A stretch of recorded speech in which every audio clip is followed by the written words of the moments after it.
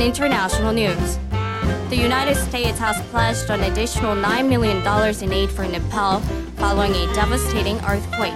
U.S. Secretary of State John Kerry made the announcement in New York on Monday during a news conference with visiting Japanese ministers, saying the total amount of aid now totaled $10 million. Kerry also expressed condolences to those affected by the disaster. In addition to the monetary aid, Kerry said additional urban search and rescue teams have been called up to assist in the situation. A U.S. Air Force C-17 carrying search experts and cargo was due to land in Nepal on Monday, with a second flight expected the following day. Parents of students at Changwon's Taebong High School have urged the school to prepare measures to ensure the safe return of 48 students and teachers in Nepal near the area where a large earthquake occurred. Parents visited the Gyeongnam Office of Education yesterday, expressing their opinions and demanding that the office formulate a plan for a safe and speedy return for those on the expedition. The students and teachers left on a field trip to Nepal on April 16th and were scheduled to return on May 2nd. However, their travel plans have been delayed due to many forms of transportation being shut down or being used for emergency purposes in the aftermath of the earthquake.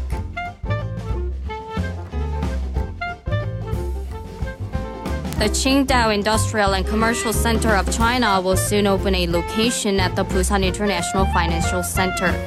A Busan city official stated that executives from the company recently visited the financial complex and signed a lease contract for offices on the 53rd floor of the building. The company's subsidized office in Busan will be responsible for business services, attracting foreign capital investment and information consultations.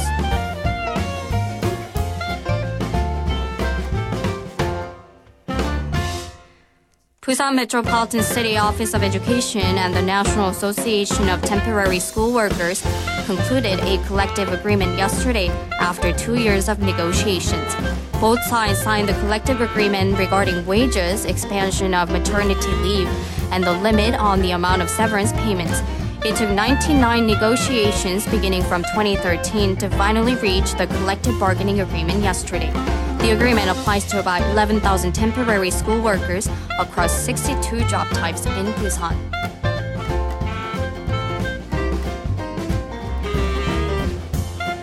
Out of 119 rescue dogs at the Busan Fire Department, one particular canine named Sejung has received top honors from the International Rescue Dog Organization.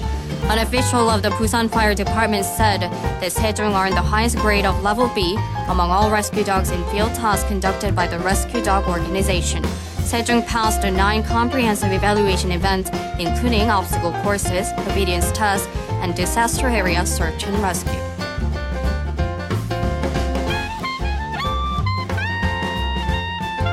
The mayor of Busan, Sebyung-soo, will attend a showing of the barrier-free film Small with local officials at the Busan Cinema Center at 4 p.m. tomorrow. The event is designed to promote communication between people with disabilities and without disabilities and to raise awareness of social obstacles that people with disabilities encounter in their daily lives. The event is to remember the Day for the Disabled in April. A barrier-free film is specifically made for hearing impaired and blind people. The film will provide subtitles for the hearing impaired and audio commentary for the blind.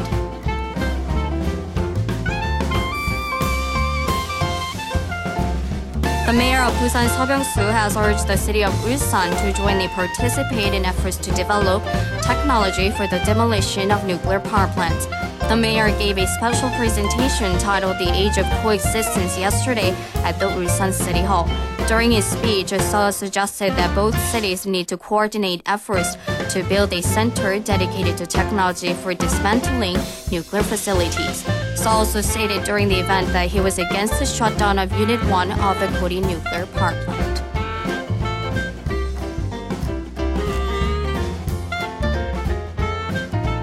And now for the weather. Skies will be mostly cloudy in Busan, Ulsan, Changwon, and Gyeongnam, with all regions experiencing rain sometime this afternoon. Findus levels are bad. It is currently 20 degrees here in Busan. That wraps up this Hearst News. Thank you for joining us. Now you're listening to Busan EFM.